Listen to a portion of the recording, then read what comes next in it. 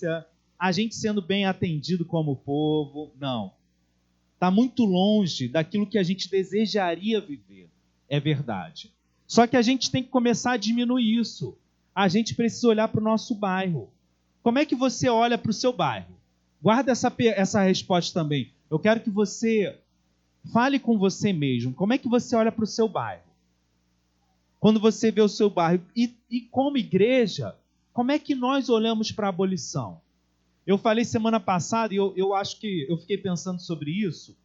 Pensa bem, qual é o pano de fundo que a gente tem ao nosso redor? Na cidade do Rio de Janeiro, está acontecendo um movimento, já não é de hoje. E cada vez mais a gente vê, por exemplo, milícias dominando áreas, pessoas indo... esse é um êxodo que não para, né? Pessoas saindo dos seus bairros e para onde todo mundo quer ir. Alguns mais, outros menos. Recreio, Barra, Vargens. Parece que é a meta de quem tem a possibilidade de... Quem não tem, deixa de sonhar, vamos ficar por aqui mesmo. E aí a gente começa às vezes a perceber, não em todos, mas em alguns, ou posso até arriscar em muitos, uma desesperança que vai dominando o coração. Eu estou aqui porque eu não tenho para onde ir. Eu estou aqui porque é o único lugar que me resta.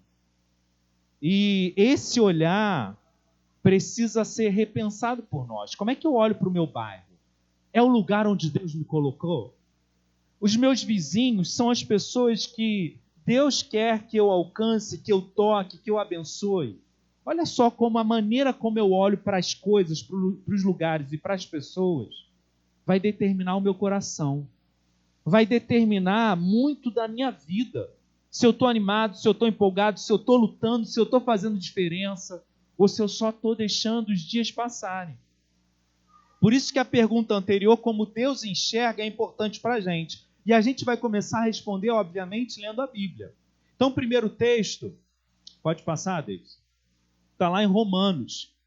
Está apagado, eu vou ler para vocês. A gente vai ler, na verdade, Romanos 3, do 9 ao 18.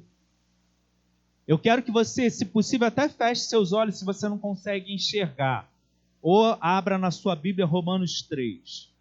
Ele vai responder como é que Deus enxerga a humanidade. Então preste atenção no que está escrito. Olha só, aguça os seus ouvidos agora. O que se conclui? Temos nós, e aí é Paulo falando dos judeus, temos nós, judeus, qualquer vantagem? Porque ele estava falando, os homens são terríveis. Mas e nós?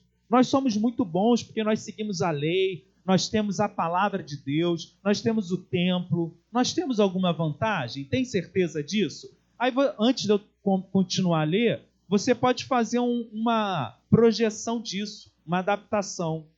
Será que às vezes a gente acha que nós, como igreja, temos alguma vantagem? Nós somos melhores do que os outros. Paulo está fazendo essa pergunta. Que se conclui, temos qualquer vantagem? Não, de forma nenhuma, pois já temos demonstrado que todos, tanto judeus como gregos, estão debaixo do pecado. Ou seja, não podem sair dessa condição. O pecado os oprime, os pressiona, os empurra para algum lugar. Como está escrito, não há justo, nenhum sequer. Não há quem entenda, não há quem busque a Deus. Todos se extraviaram. O que é extraviar? Quando você faz uma encomenda, ela extraviou, ela saiu do caminho, ela não chegou onde ela deveria chegar. Nós nos extraviamos. Deus criou o homem e a mulher perfeitos, mas no meio do caminho a gente pegou um atalho errado, a gente se extraviou. A uma se fizeram inúteis. Olha as palavras que Paulo vai usar. Não há quem faça o bem, não há nenhum sequer. Próximo. A garganta deles é sepulcro aberto. O que é sepulcro? Palavra estranha. Crianças, alguém sabe o que é sepulcro? É a mesma coisa que um túmulo onde se coloca a pessoa que morreu. O que quer dizer que a garganta é um sepulcro aberto? O que sai de um lugar onde está alguém morto? Fedor, coisas ruins, uma aparência ruim, Então a gente fala de coisas que lembram da morte, não da vida.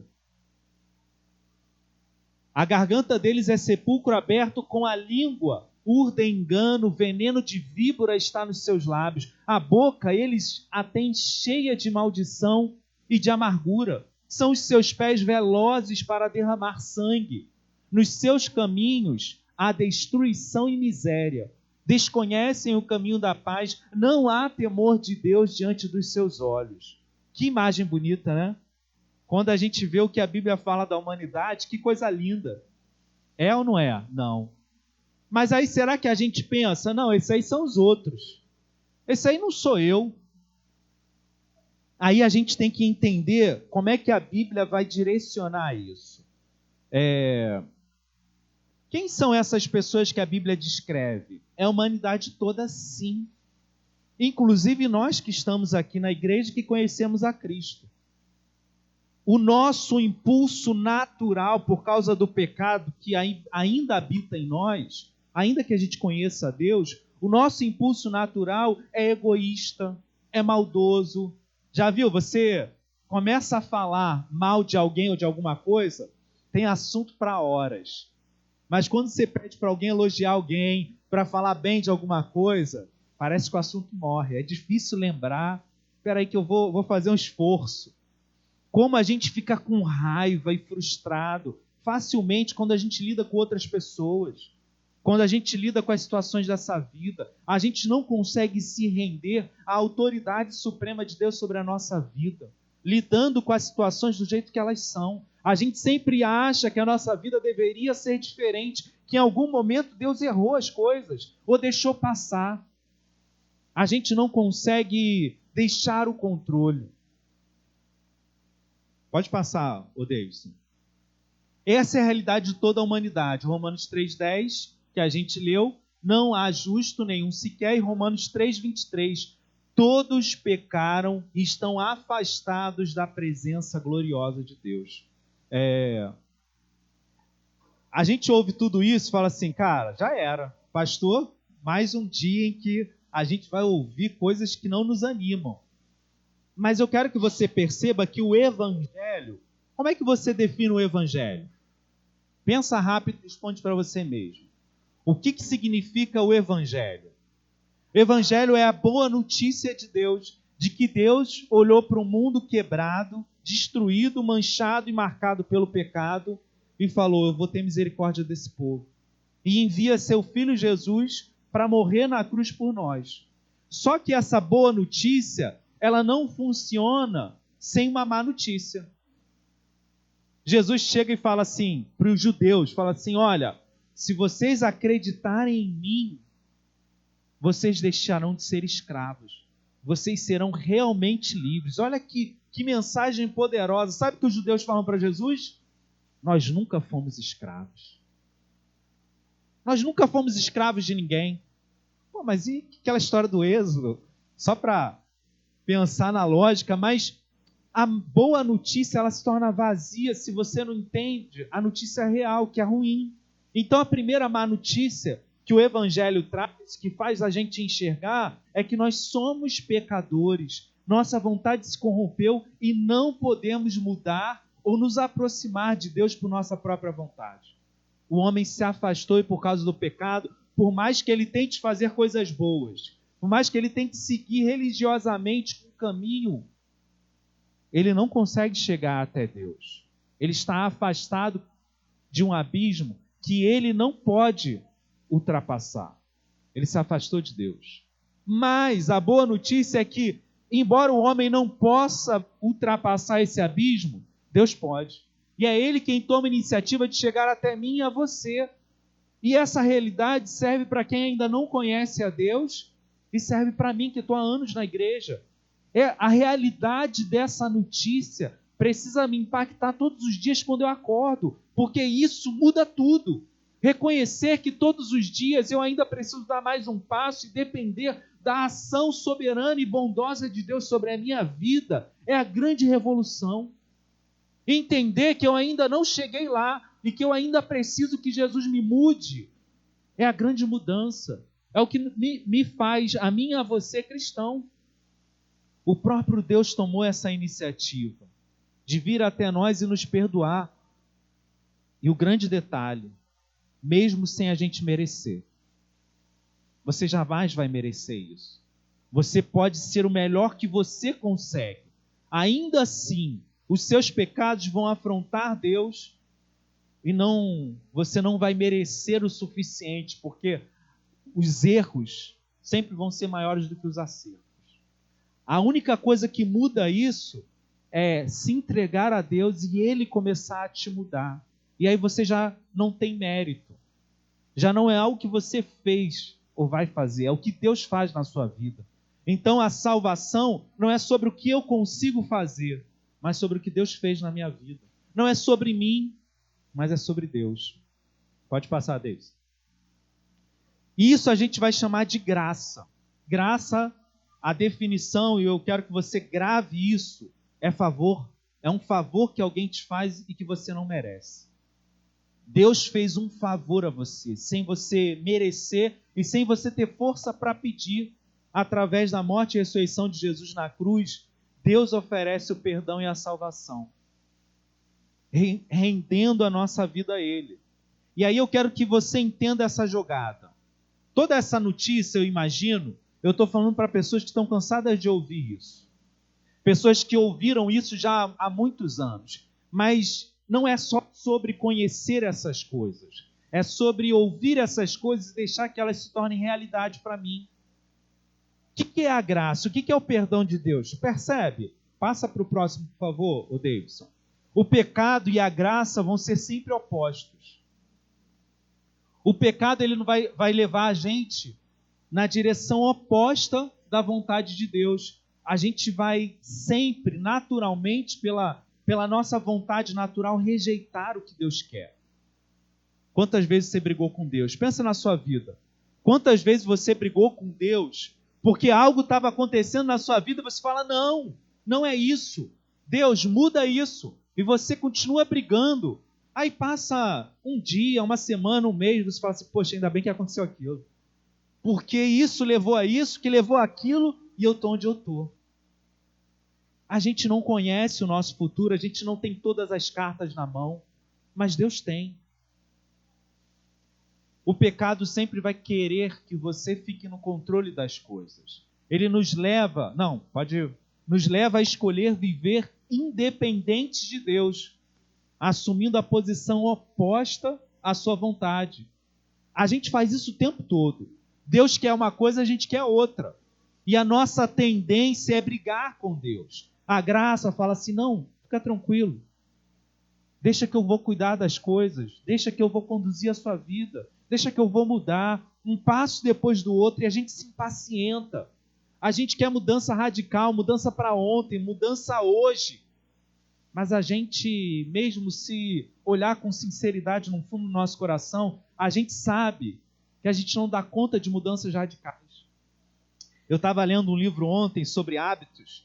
Você sabia, não sei se você já ouviu sobre isso, mas antigamente, quando alguém queria emagrecer, o que os médicos falavam ou faziam? Normalmente, mandavam uma lista de coisas que você tinha que fazer. Olha, você tem que mudar a sua alimentação, você tem que fazer exercícios, você tem que ter hábitos saudáveis, você tem que comer menos. E aí você ficava com aquela lista. E aí é óbvio, é aquelas promessas de ano novo, né? A primeira semana você vai com tudo. Aí você até perde alguns quilos. Na segunda você continua, mas começa a falhar algumas coisas. Na terceira já era, você nem lembra mais o que ele tinha recomendado. E aí os médicos hoje têm entendido que o que a gente precisa fazer é uma coisa certa. Se você mudar uma coisa radicalmente na sua vida, por exemplo, eu quero fazer exercícios.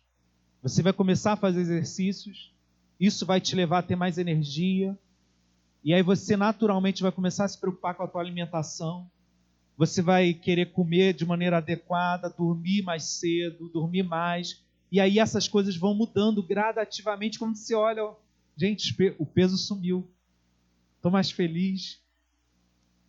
É uma ilustração distante, mas faz a gente entender um pouco do que Deus faz na nossa vida. A gente quer mudanças radicais e gerais. Deus muda tudo. Você quer acordar no dia seguinte rico, mais jovem, e mais forte, uma casa maior. Deus vai te levar a dar passos que vão mudar, não necessariamente para o que você deseja, mas para o que é melhor na sua vida. Deixa Deus ser Deus, deixa Ele guiar a sua vida. Pode passar, Deus. Romanos 5, 18 a 20. Como é que Deus muda? Qual é a escolha que Deus faz? Ele fala, olha, Ele fala para a gente queria emagrecer e a gente precisa focar numa coisa. A gente quer ser santo, ser feliz e caminhar com Deus. A gente tem que focar numa coisa, no que Deus faz na minha vida, não no que eu posso fazer. Romanos 5, 18, 20 vai dizer, pois assim, como por uma só ofensa, lá Adão e Eva pecaram, ofenderam Deus, veio o juízo sobre todos os homens para a condenação, assim também por um só ato de justiça. Qual é o ato de justiça? A morte de Jesus na cruz. Ele morreu pelos meus pecados. Veio a graça sobre todos os homens para a justificação que dá vida. Porque como pela desobediência de um só homem, muitos se tornaram pecadores, assim também por meio da obediência de um só, muitos se tornam justos. Sobreveio a lei para que avultasse a ofensa. Mas onde abundou o pecado, superabundou a graça. Repete comigo. Onde abundou o pecado, superabundou a graça. Onde abundou o pecado, superabundou a graça. O que significa isso? Onde é que o pecado ele está de maneira abundante? É na minha vida. Está grande, está cheio. Mas eu preciso ter a certeza de que, pela ação de Deus, a graça vai ser maior do que o pecado. É óbvio que eu me frustro. É óbvio que eu queria uma mudança mais rápida. Mas se eu olhar com carinho e paciência, a graça vai está começando a encontrar lugares no meu coração e no seu. Pode parecer que não, que a gente está perdendo. Mas se você olhar com cuidado, você vai ver que passos estão sendo dados. Porque Filipenses vai dizer que aquele que começou a boa obra em mim, em você, ele é fiel para terminar. Quem é que está mudando a nossa história? Não sou eu, é Deus. Isso não quer dizer que eu não precise me esforçar. É óbvio que eu preciso. Se eu ficar sentado em casa esperando a graça ser derramada do céu e o meu coração ser mudado, não passa de crenças em fantasias. Ela cai do céu, ela muda o meu coração, mas Deus me chama a participar disso. A minha ação não é determinante nisso, porque quem muda de fato é Deus. Mas eu participo, eu estou junto, eu vou me envolvendo e me movendo no ritmo de Deus. Pode passar. Romanos 6, 23, a gente já leu. O salário do pecado é a morte, mas o dom gratuito de Deus é a vida eterna em Cristo Jesus. Tudo que você faz... Alguém pecou aí hoje de manhã? Se você falar que não, é porque você não percebeu. Pecou. De alguma maneira, a gente peca o tempo todo. Sabe qual é o ganho disso? É a morte. Nós merecemos a morte. Mas Deus dá gratuitamente a vida. Pode passar, Deus. Jesus oferece o seu perdão na cruz. Percebe? A gente olhar para o mundo e entender que ele está quebrado pelo pecado e que o ser humano não pode resolver isso sem Deus, é o centro da mensagem cristã. Eu não sei se isso é muito claro para você. Porque no final, quando a gente olha para a nossa cidade, quando a gente olha para o nosso bairro, quando a gente olha para os nossos vizinhos, amigos, parentes, quando a gente olha para a nossa vida, perceber que o mundo não pode ser mudado sem a ação de Deus, é uma transformação muito grande. É admitir, eu botei de vermelho, que Jesus Cristo é a única solução para o mundo. Ah, pastor, quer dizer que a gente não vai fazer nada? Claro que vai fazer, mas é Deus agindo em você. O máximo que os homens podem fazer sem Deus é um rascunho de um bem, que no final sempre vai entrar em interesses egoístas. A igreja e os homens e mulheres tocados por Deus deveriam ser a luz do mundo. aqueles que levam esperança, justiça, vida, amor, perdão. É você que é chamado, você que é mudado, você é chamado para ser a mudança que o mundo espera. Por isso que Jesus teve que morrer numa cruz, porque a gente não consegue sozinho. Eu quero realmente que você saia daqui entendendo isso. Às vezes algumas pessoas falam assim: pastor, eu não consigo. Pastor, eu fui tentar e caramba. Ou então, alguém que recebeu uma ingratidão, uma ação ruim de outra pessoa, fala assim: poxa, não dá esse mundo. Eu falo: cara, parabéns. Você conseguiu entender que você não consegue nem as pessoas. É necessário uma ação sobrenatural de Deus. E se você está entendendo isso que eu estou te falando, você precisa entender que o mundo está em guerra. Se você não começar a ajoelhar e orar pela sua vida, pela vida da sua família, da sua cidade, dos seus vizinhos, nada vai mudar. Se você não ansiar do fundo do seu coração que a sua igreja, que a sua vida seja uma luz no meio da escuridão, o mundo vai continuar o seu pêndulo. E aí a gente vê na política, vê na sociedade, pessoas indo para um lado e para o outro. Aí uma hora se enfatiza uma coisa, outra hora se enfatiza outra. A gente melhora isso aqui, piora outra coisa, e depois a gente vai para o outro lado para tentar melhorar o que a gente piorou. E a confusão é como uma grande bola de neve que vai aumentando. O centro de tudo isso é entender que o mundo não pode ser consertado sem Jesus. Pode passar dele. Romanos 3, 21 a 24. Mas agora, sem lei, se manifestou a justiça de Deus, testemunhada pela lei e pelos profetas. Justiça de Deus mediante a fé em Jesus, para todos e sobre todos os que creem, porque não há distinção, pois todos pecaram e precisam da glória de Deus, sendo justificados gratuitamente por sua graça, mediante a redenção que há em Jesus Cristo. Eu não sei se você, quando está caminhando, você pensa sobre essas coisas, mas a gente precisa pensar.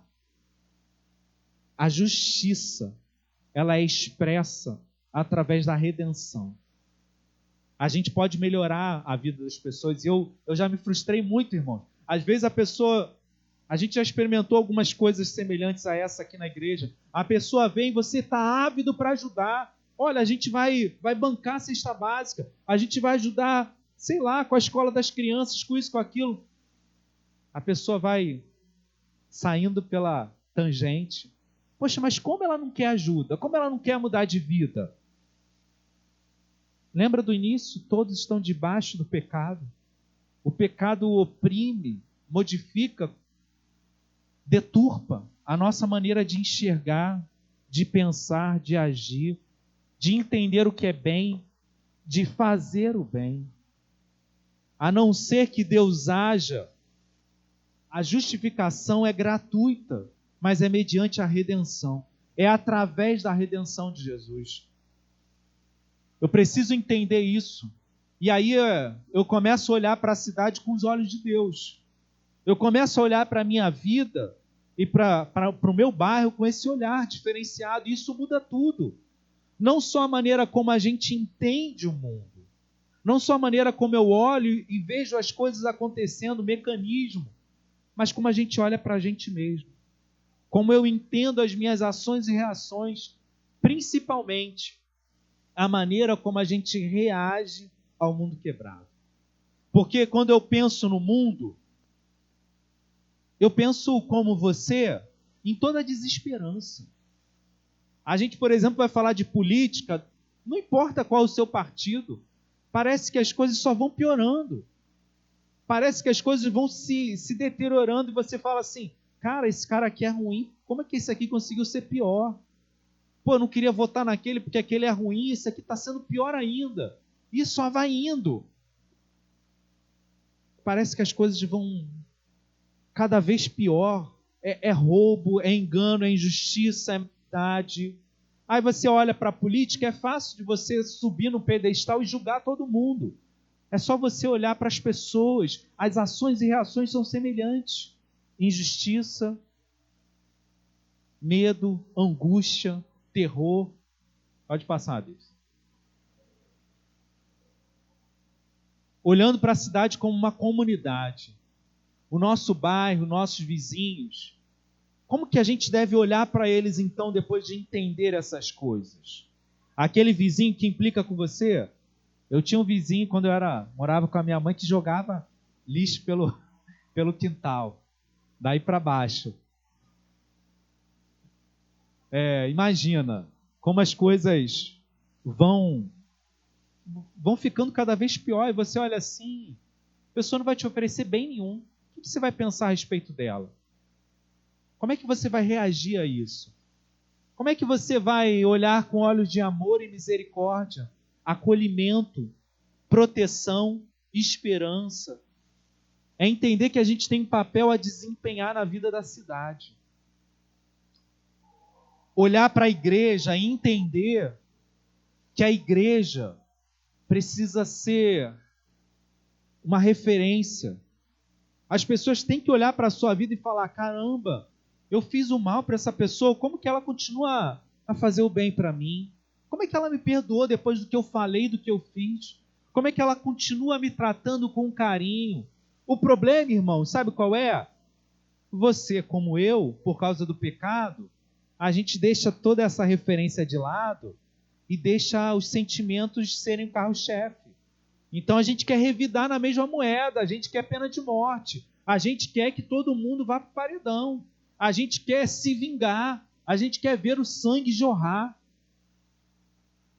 A gente precisa subir degraus na caminhada com Deus de tal maneira que as nossas reações sejam guiadas por Ele e sejam as mesmas que Ele teria. Talvez quando a gente olha para Jesus na cruz, falando para aqueles que xingavam e zombavam dele, dizendo, Senhor, perdoa eles, porque eles não sabem nem o que eles estão falando. Aí você pensa assim, isso está muito longe de mim, tudo bem, mas você está indo em direção a isso? Ou você simplesmente guardou isso numa gaveta e seguiu a sua vida? Olha como a igreja deveria ser diferente, irmãos, eu não desisto.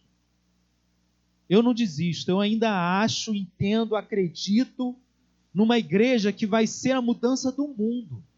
E eu entendi uma coisa muito poderosa, que essa mudança ela é individual.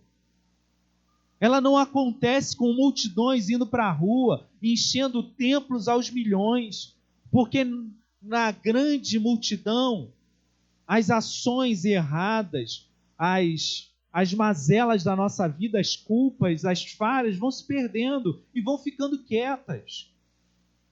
É na conversa franca, é no lidar com a igreja, na caminhada do discipulado, que a gente vai sendo confrontado para que a gente seja o que a gente deveria ser.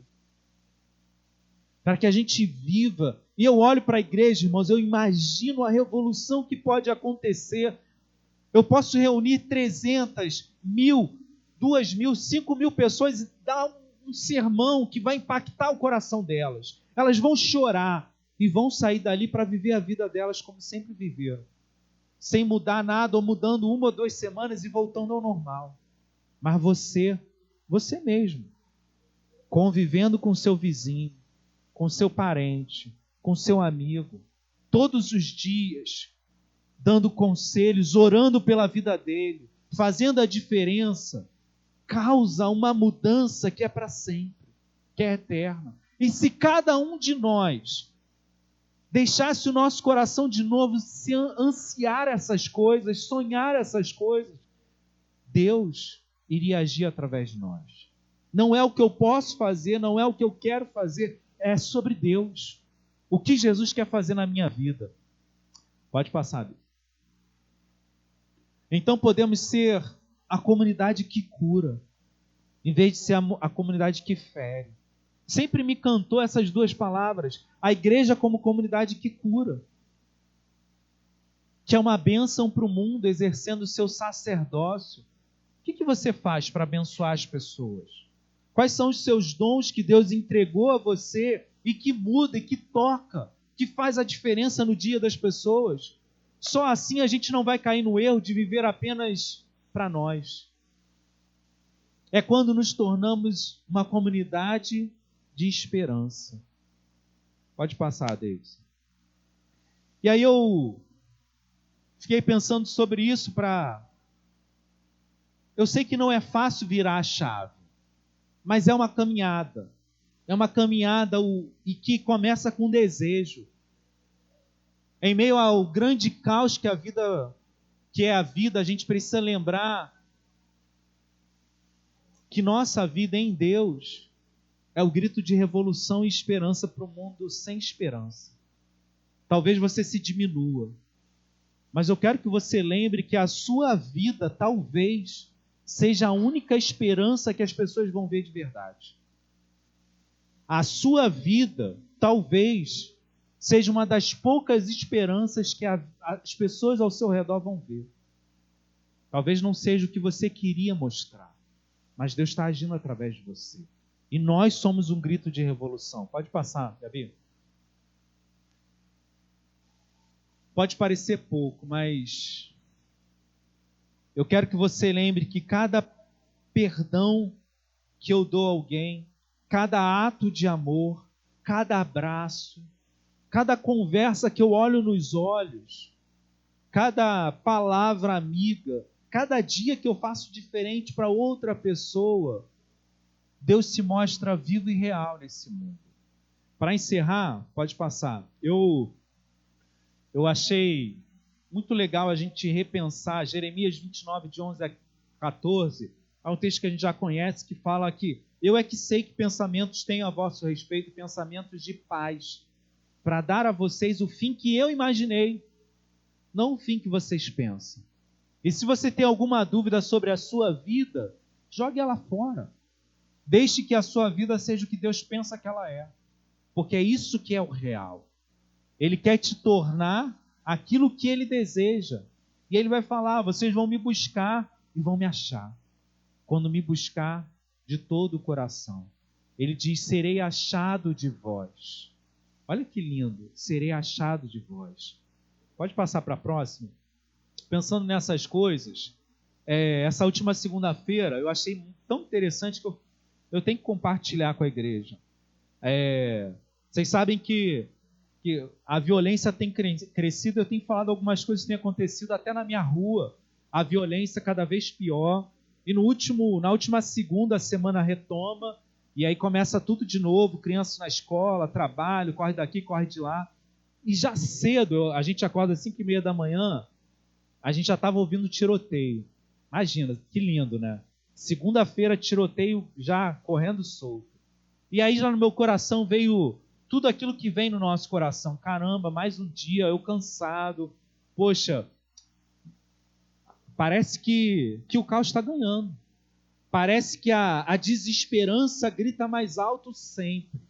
E aí, no meio disso tudo, eu lembrando dessas coisas, eu estava no meu terraço, que eu fui pendurar a minha toalha para descer e sair. Eu olhei para o céu. Eu falei assim, gente, e eu tomei um choque, né? Eu já começando minha semana cheio de pensamentos negativos. Pode passar. Essa é a imagem que eu vi. Eu fiz questão de tirar foto. O dia amanhecendo. Impiedade. Isso não é nenhuma foto de uma paisagem linda. Aí você olha assim, cara, como é que Deus pode fazer isso? No meio de uma cidade destruída, num bairro largado e abandonado. Como é que no meio do tiro Deus pode fazer essas pinturas? E aí eu desci, pode passar, eu vi também no meu jardim várias flores já florescendo. Não dá para ver direito, mas parecia que Deus estava falando comigo. E o que Deus falou para mim, pode passar, Deus, de maneira muito clara, foi que apesar da desesperança gritar alto todo dia, se a gente olhar na direção certa, a gente vai ver os milagres de Deus. Vai ver que esses milagres continuam acontecendo. E que a sua voz de vida e de esperança sempre vai ser mais alta. Eu não sei que tom tem tocado no teu coração. Mas para mim, Deus me lembra o tempo todo que apesar das coisas não estarem dando certo, apesar de eu estar extremamente cansado com todo o trabalho, apesar das brigas, dos relacionamentos mal conduzidos, a apesar dos meus projetos e planos não acontecerem como eu imaginava, apesar das minhas falhas, das minhas impossibilidades, ainda assim Deus continua fazendo milagres. Deus continua agindo. Deus continua sendo Deus. E aí, pode passar. Para encerrar, eu fiquei pensando, né? Não me surpreende a mensagem que Deus me ame. Porque a gente ouve isso tantas vezes, mas começa a me surpreender. A verdade é que Deus continua sendo misericordioso para me usar. E aí, para responder aquela pergunta lá no início, como é que Deus olha a cidade? Ele olha como ela está agora, um caos. Mas Ele também olha como ela pode ser, através das nossas vidas. E aí Ele solta o seu canto, que somos nós. E eu quero que você realmente imagine isso, né? No meio da escuridão e do caos, Deus lançando luz, lançando poesia, lançando milagres. E nós sendo essa luz, nós sendo esse milagre para um mundo que não vê outro motivo para acreditar. Por isso pessoas se suicidam, por isso pessoas abandonam suas famílias, por isso pessoas desistem de tudo, por isso pessoas apelam para o roubo, para a violência, para as drogas e para tantas outras coisas. Porque elas não veem esperança. Acreditando você ou não, nós somos essa esperança. Meu desafio para você, e eu encerro a nossa mensagem, pode passar para o próximo, é que a gente sonhe de novo. Como você pode olhar diferente para a vida ao seu redor? É a pergunta. Como Deus pode te usar? E aí, para a gente tornar isso prático, pense em pelo menos duas pessoas. Duas pessoas que você encontra toda semana. Ou duas maneiras de você mudar a vida de alguém. Duas formas de Deus te usar. Seja uma pessoa ou não, essas duas pessoas eu vou conversar com elas, vou almoçar, eu vou orar por elas, eu vou estar com elas, eu vou visitá-las. Ou, de repente, simplesmente assumindo uma atitude. Eu vou chegar no meu trabalho e não vou falar mais mal de ninguém. Eu vou chegar na minha casa, onde eu vivo, na minha vizinhança, e vou sorrir, dar bom dia para as pessoas e abençoá-las. Decida ser essa luz, porque Deus já decidiu isso.